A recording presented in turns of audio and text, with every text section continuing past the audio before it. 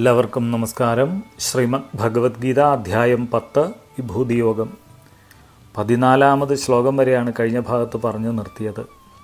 അല്ലയോ കേശവ, അങ്ങ് പറയുന്നതെല്ലാം സത്യമാണ് എന്ന് എനിക്ക് ബോധ്യമുണ്ട്. എന്നാൽ അങ്ങയുടെ യഥാർത്ഥ സ്വരൂപം ദേവന്മാർക്കോ ദാനവന്മാർക്കോ പോലും അറിയാൻ കഴിയുന്നില്ല എന്ന് അർജുനൻ കൃഷ്ണനോട് പറയുന്ന 14ാമത് ശ്ലോകം കഴിഞ്ഞ ഭാഗത്ത് നമ്മൾ കേട്ടു. ഇന്ന് 15ാമത് ശ്ലോകം മുതൽക്ക് നോക്കാം. ശ്ലോകം 15. സ്വയമേവ ആത്മനാത്മാനം വേദ്ധത്വം പുരുഷോത്തമ ഭൂതഭാവന ഭൂദേശ ദേവദേവ ജഗത്പദേ. ഭൂതഭാവന ഭൂദേശ, ചരാചരങ്ങൾക്ക് ആദികാരണനും അധീശനും ദേവദേവ ജഗത്പദേ, ദേവദേവനും ജഗത്പതിയുമായ പുരുഷോത്തമ, അല്ലയോ പുരുഷോത്തമ, ത്വം സ്വയം ഏവ, അങ്ങ് മാത്രമേ അങ്ങയെ ശരിക്കും അറിയുന്നുള്ളൂ. ആത്മന ആത്മാനം വേദ്ധ, മറ്റ് കാരണങ്ങൾ ഒന്നുമില്ലാതെ ഇല്ലെങ്കിൽ മറ്റൊന്നിനെയും ആശ്രയിക്കാതെ അങ്ങ് മാത്രമേ അങ്ങയെ അറിയുന്നുള്ളൂ എന്ന്. സർവചരാചരങ്ങൾക്കും ആദികാരണനും അധീശനും ദേവദേവനും ജഗത്പതിയുമായ അല്ലയോ പുരുഷോത്തമ, മറ്റ് ഉപാധികളൊന്നും കൂടാതെ ഇല്ലെങ്കിൽ മറ്റൊന്നിനെയും ആശ്രയിക്കാതെ തന്നെത്താൻ അങ്ങ് മാത്രമേ അങ്ങയെ അറിയുന്നുള്ളൂ. ഇതാണ് അർജുനൻ പറയുന്നത്. സ്വയമേവ ആത്മനാത്മാനം വേദ്ധത്വം പുരുഷോത്തമ, അങ്ങ് അങ്ങയെ തന്നെത്താനെ അറിയുന്നു. ഇതാണ് അർജുനൻ പറയുന്നത്. അതായത് സൂര്യനെ കാണാനായിട്ട് മറ്റൊരു വെളിച്ചത്തിൻ്റെ ആവശ്യമുണ്ടോ എന്ന് പറഞ്ഞതുപോലെയാണ് അറിവിനെ അറിയാനായിട്ട് മറ്റൊരറിവിൻ്റെ ആവശ്യമില്ല എന്നർത്ഥം. ഈശ്വരൻ ഇല്ലെങ്കിൽ പരമാത്മാവ് എന്നൊക്കെ പറഞ്ഞു കഴിഞ്ഞാൽ ജ്ഞാനമാണ്, അറിവാണ്. ആ അറിവിനെ അറിയാൻ വേറൊരറിവിൻ്റെ ആവശ്യമില്ല. അപ്പോൾ ആ ശ്ലോകം ഒന്നുകൂടെ നോക്കാം. സ്വയമേവ ആത്മനാത്മാനം വേദ്ധത്വം പുരുഷോത്തമ ഭൂതഭാവന ഭൂദേശ ദേവദേവ ജഗത്പദേ. ശ്ലോകം 16. വക്തുമർഹസ്യ ശേഷേണ ദിവ്യാ ഹ്യാത്മവിഭൂതയ യാഭിർവിഭൂതിർലോകാൻ ഇമാം സ്ത്വം വ്യാപ്യ തിഷ്ഠസി. ഹി, അതിനാൽ, യാഭി വിഭൂതിഭി, ഏതെല്ലാം വിഭൂതികളെ കൊണ്ട്, ഇമാൻ ലോകാൻ വ്യാപ്യ, ഈ ലോകമൊക്കെ നിറഞ്ഞ, ത്വം തിഷ്ഠസി, അങ്ങ് സ്ഥിതി ചെയ്യുന്നുവോ, ദിവ്യ ആത്മവിഭൂതയ, ദിവ്യങ്ങളായ ആ ആത്മവിഭൂതികളെ അശേഷേണ വക്തും, മുഴുവനായും പറഞ്ഞു തരാൻ, ത്വം അർഹസി, അങ്ങക്കേ കഴിയൂ എന്ന്. അത് എനിക്ക് പറഞ്ഞു തരൂ എന്നാണ് അർജുനൻ പറയുന്നത്.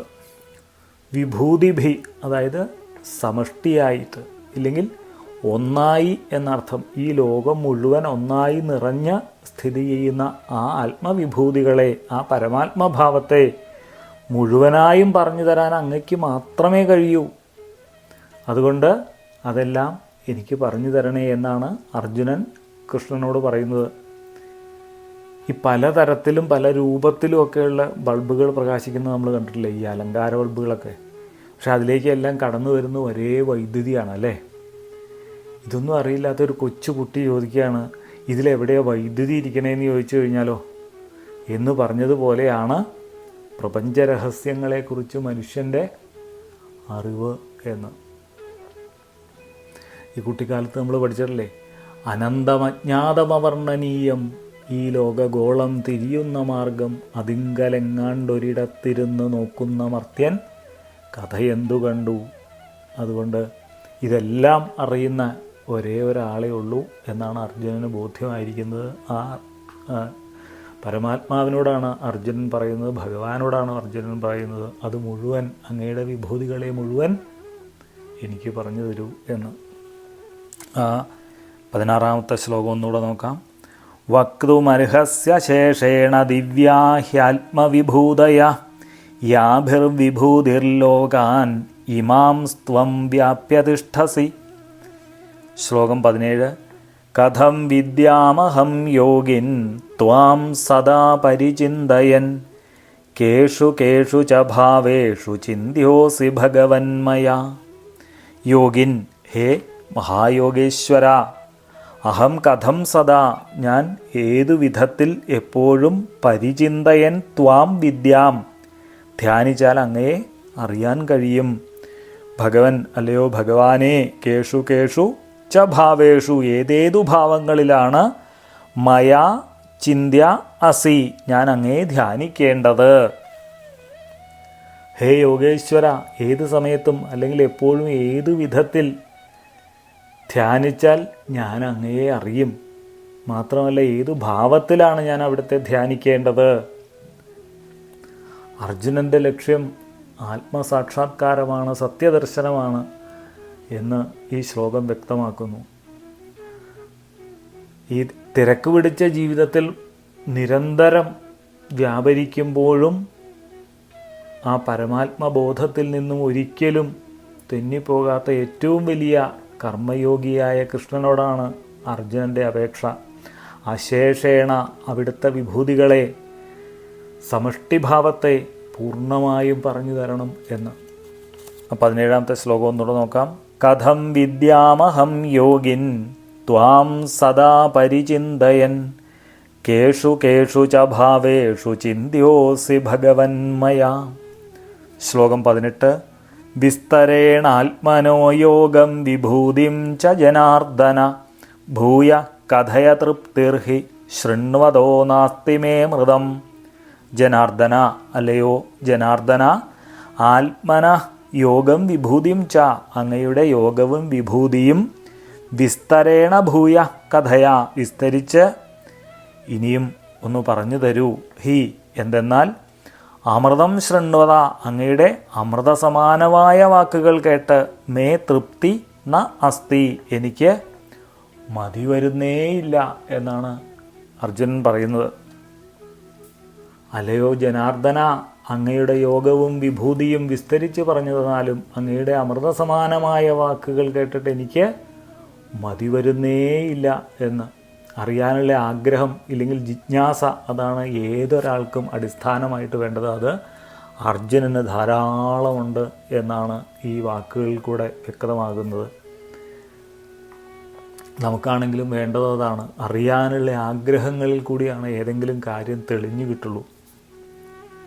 പിന്നെ മറ്റ് വിദ്യകളിൽ നിന്നും വ്യത്യസ്തമായി ജ്ഞാനം ആർജിച്ചാൽ മാത്രം പോരാ, അതനുസരിച്ച് ജീവിക്കുകയും ചെയ്തെങ്കിൽ മാത്രമേ ഈ ജ്ഞാനമാർഗത്തിൽ പുരോഗതിയിലേക്ക് എത്താൻ സാധിക്കുള്ളൂ. ഈ ഗുണങ്ങളെല്ലാം ആർക്കുണ്ട്? അർജുനനുണ്ട്. പിന്നെ ഇങ്ങനെയുള്ള കാര്യങ്ങൾ കേൾക്കാൻ പോലും താല്പര്യമില്ലാത്ത ആയിരക്കണക്കിന് ആൾക്കാരുടെ ഇടയിൽ നമുക്കിത് കേൾക്കാനുള്ള ഭാഗ്യമെങ്കിലും ആയി തീർന്നല്ലോ എന്ന് നമുക്ക് സന്തോഷിക്കാം. ഈ വഴി കൂടെ സഞ്ചരിക്കാം. ഇതിനൊക്കെയുള്ള കൃഷ്ണൻ്റെ മറുപടിയാണ് അടുത്ത ശ്ലോകങ്ങളിൽ വരുന്നത്. അതിനു മുൻപ് 18ാമത്തെ ശ്ലോകം ഒന്നുകൂടെ നോക്കാം.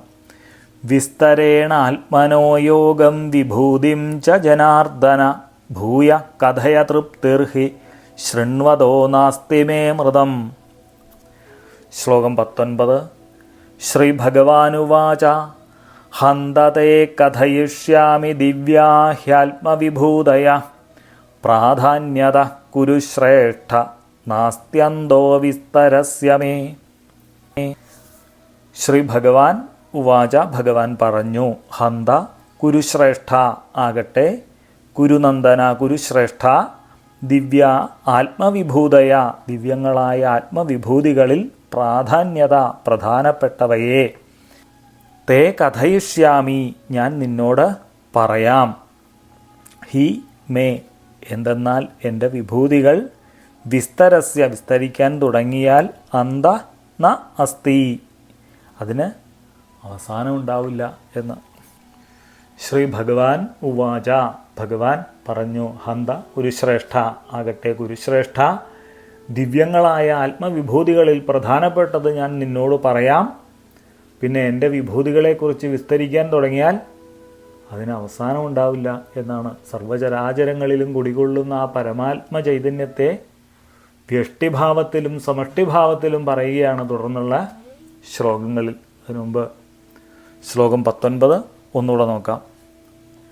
ശ്രീഭഗവാനുവാച ഹന്തത്തെ കഥയിഷ്യാമി ദിവ്യാ ഹ്യാത്മവിഭൂതയ പ്രാധാന്യത കുരു ശ്രേഷ്ഠ നാസ്ത്യന്തോ വിസ്തരസ്യ മേ. ശ്ലോകം 20. അഹമാത്മാ ഗുഡാകേശ സർവഭൂതാശയസ്ഥിത അഹമാദിശ്ച മധ്യം ച ഭൂതാനാമന്ത ഏവ ച.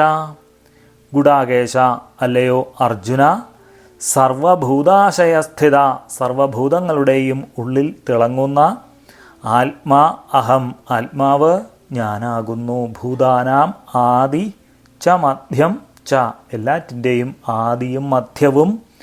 അന്ത ച അഹം ഏവ, അന്തവും ഒടുക്കവും എല്ലാം ഞാൻ തന്നെയാകുന്നു എന്ന്.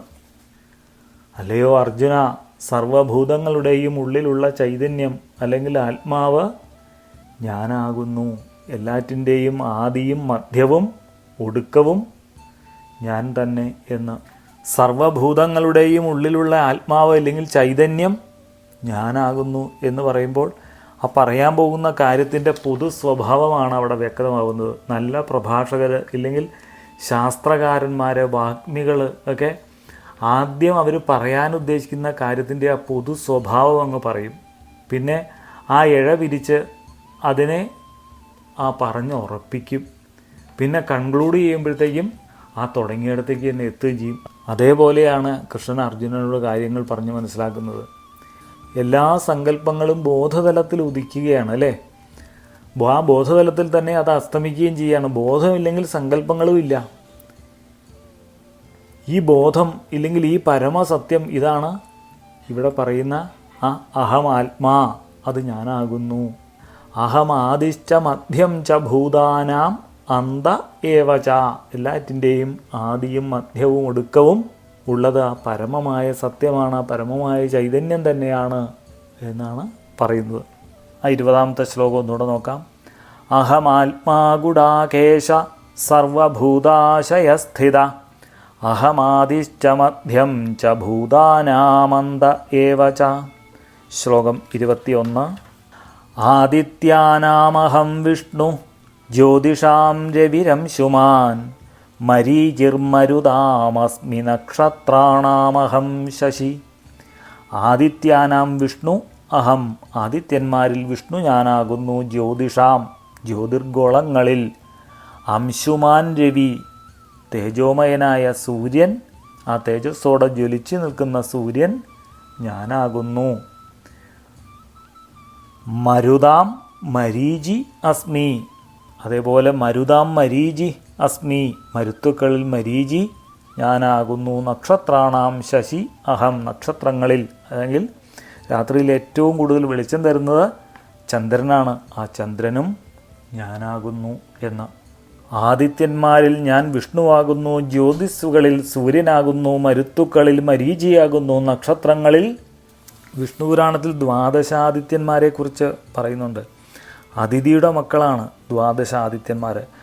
ആ 12 ആദിത്യന്മാരിൽ ഏറ്റവും പ്രധാനിയാണ് വിഷ്ണു, അത് ഞാനാകുന്നു എന്നാണ് അതിൻ്റെ സാരം. അതുപോലത്തെ ജ്യോതിഷാം രവിരംശുമാൻ, എല്ലാ ഊർജത്തിൻ്റെയും പ്രഭവകേന്ദ്രമായ സൂര്യൻ, അതെല്ലാ ശാസ്ത്രവും അംഗീകരിക്കുന്നതാണ്. ആ സൂര്യൻ ഞാനാകുന്നു. അതുപോലെ മരീചിർ മരുതാം, രുദ്രൻ്റെ പുത്രന്മാരാണ് മരുത്തുക്കൾ, അതിൽ പ്രധാനിയാണ് മരീചി, അത് നക്ഷത്രാണാമഹം ശശി, നക്ഷത്രങ്ങളിൽ ഞാൻ ചന്ദ്രനാകുന്നു എന്ന്. 21ാമത്തെ ശ്ലോകം ഒന്നുകൂടെ നോക്കാം. ആദിത്യാനാമഹം വിഷ്ണു ജ്യോതിഷാം രവിരംശുമാൻ മരീചിർമരുതാമസ്മി നക്ഷത്രാണാമഹം ശശി. ഈ ഭാഗം തന്നെ തുടരുകയാണ് അടുത്ത ശ്ലോകങ്ങളിൽ. അത് അടുത്ത ഭാഗത്ത് നോക്കാം. ഇന്നിവിടെ നിർത്തുന്നു. നമസ്കാരം.